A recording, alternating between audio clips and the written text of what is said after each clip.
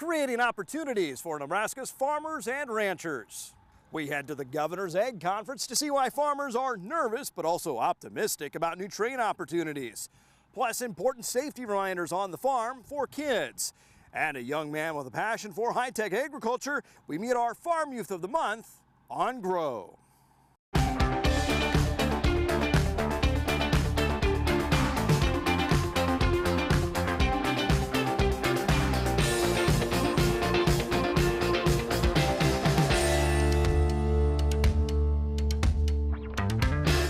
Farmers helping farmers in the wake of devastating fires. It's our top story. You'll head west 1 mile and we're on the corner. Scott Herrick of Franklin is a distiller cube dealer, asked by his employer Master Hand Milling to help. Herrick says he was blessed with a good hay crop last year, and a gesture like this is a helping hand as they send a special delivery to Kansas and Oklahoma. You know, if they are having trouble down there, then we need to step up to the plate and help those farmers and ranchers out down there. We never know when we may be on the other side of the coin and need some help in the future ourselves. Herrick says the oat hay will help stretch the feed for livestock until grass grows again, and they're trying to get more farmers involved as well. Farm income in Nebraska is down 40%, billions of dollars lost as markets changed. That's why opening new markets through trade is so important. Here's more from the Governor's Egg Conference. What to expect from the Trump administration on trade? When President Trump talks trade, well, it makes us kind of nervous. Nebraska farmers see missed opportunity. The Trans-Pacific Partnership could have brought millions to the state, but growers like Dave Merrill are holding President Trump to his word that he'll negotiate better deals. Being optimistic that President Trump can get some things done. But the president has other priorities, like health care, and key positions like Egg Secretary and U.S. Trade Representative are still waiting to be confirmed. We got to get rolling on this. If we're going to do bilateral trade agreements, that's a legitimate new strategy for how we can get better deals, but we got to get moving. Bilateral deals, one-on-one agreements with other countries seems to be the focus, instead of massive deals like the 12-country TPP.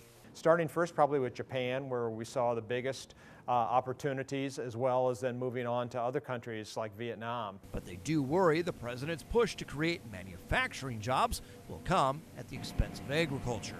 I'm really afraid that our trade in agriculture is going to suffer at the hands of increased trade for some of the other industrial. The head of the American Soybean Association says President Trump's approach could result in so much winning, as the president likes to say, but with so many unknowns, feelings remain mixed. Anxiety, uncertainty, but also a case for optimism.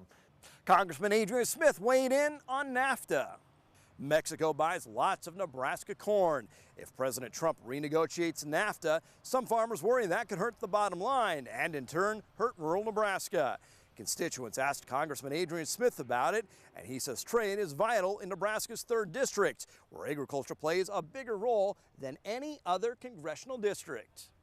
We have met with advisors of the president's on trade, expressing to them not only how important trade is, but if they plan to renegotiate NAFTA, they need to understand that there could be some damage done if they're not careful.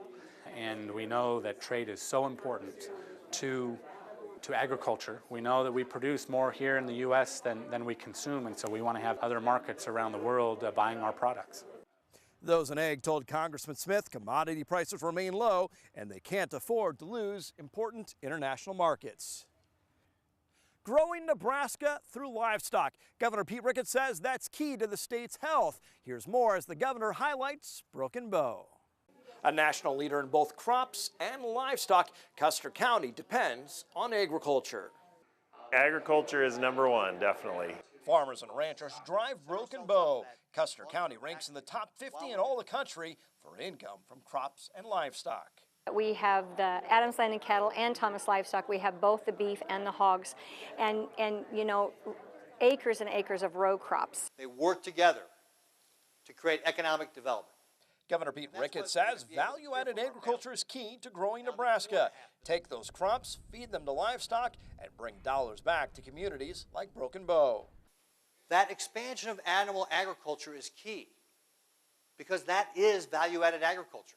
That's one of our best opportunities to add economic value to what we produce here in the state. A Custer County banker credits the governor and his team for farm-friendly policies that allow animal agriculture to grow. Absolutely. I think they understand that. I think they understand the challenges in agriculture right now, and property taxes obviously is one of the biggest things that they're looking at. The governor encourages more counties to adopt livestock-friendly policies. Custer County has several feedlots and hog barns. And to be right honest, there's not that many days that we do smell our livestock. So we're very fortunate in that, and everybody just knows it's kind of the things that turn the wheels in our economy. And then in addition to that, we have wind energy and we have solar energy. And Governor Ricketts saying his goal is to help communities like Broken Bow continue to grow through livestock. Steve White, NTV News, Kearney. And a big focus of the Governor's Egg Conference, branding. By branding Nebraska beef as the best in the world, we're hoping to get restaurants and butcher shops to really use Nebraska beef preferentially as a way to attract customers, and it's a way to increase the demand for our Nebraska beef and a way to grow our products here in the state. Nebraska's agricultural heritage could lead to scholarship opportunities. 3-year-old Barrett Walgren of Kearney already has $1,000 towards his college education. He was one of 6 winners in the Nest on the Farm program. The state treasurer's office sponsors the contest to draw attention to the state college savings plan. Well, when we first found out about the Nest on the Farm program, we were really excited. $1,000 goes quite a long way in a family like ours. You know, I was always struggling to try and make the bills, and having $1,000 really gives us hope for the future and for his future. Barrett's grandma snapped a photo of him on a tractor, and that was one of 6 randomly chosen in a drawing. To enter, families need to submit photos of kids taken on a farm or ranch. And the governor gears up to celebrate National Agriculture Week. 10 communities are on the governor's schedule, from Scottsbluff to Omaha, also Grand Island. The governor says it's important to highlight farmers and ranchers and all those whose jobs are related back to the state's top industry. It represents over 20% of our state GDP. It creates 1 in 4 jobs here in our state. And the largest part of our growth in the state from an economic standpoint is coming from agriculture. So we want to make sure we're continuing to create an environment where agriculture can grow. If we're going to grow Nebraska, we have to grow agriculture. The governor will be visiting farms and feedlots. He's also hosting an open house next week at Raising Nebraska on the state fairgrounds. After years of skyrocketing land values, prices have dropped now for the 3rd straight year. The yearly report from the University of Nebraska shows a 10% decline. Dryland ground saw the sharpest drop-off. Rental rates are also down. Economists say the tension between high property taxes and low commodity prices remains a challenge for landlords and farmers who rent from them. Central and southwest Nebraska saw some of the largest declines in the annual survey. Pasture and grazing land has also seen declining value. And that leads to this week's poll question. We want to know, what does cash rent look like in your area? Has it gone down or actually up or stayed about the same? We want to hear from you. Follow Grow on Twitter to cast your votes. As a parent of little kids, I can tell you whenever you open up books or look at TV shows, tractors, barns, farm animals, always there. But it's important to keep safety in mind anytime kids visit the farm. NTV's Alyssa Willard has more. It's a sobering fact that 1 out of every 4 children killed on a farm are visitors. It's no secret. Many kids love farms. Open outdoor space with animals and things to get into. But we all know they can get into trouble lightning fast. So if extra care isn't taken, they can be dangerous. Extension educator Susan Broomfield says to think of it as if you had a pool in your backyard. Establish a safe area on your farm, and that's usually a fenced-in yard with a latch that is child-proof. You would never send your child out and around a pool without a fence. Everything on the farm should be considered dangerous. She also says it's important to establish proper etiquette around machinery. When drivers are on those vehicles, they can't see in a lot of places. There are blind spots. So a small child has a bigger chance of being run over or hit by something like that. The only time that you should have a passenger on a tractor is when there is a seat made for that passenger. When there's only one seat, and only one seat belt, you know that it's made for one person and there should never be another passenger. And what kid doesn't love farm animals? But they aren't always as harmless as they may seem. You know, kids grow up with these illustrated books and these animated movies that make them think the animals are always smiling and happy and able to talk and understand us, and they're drawn to them.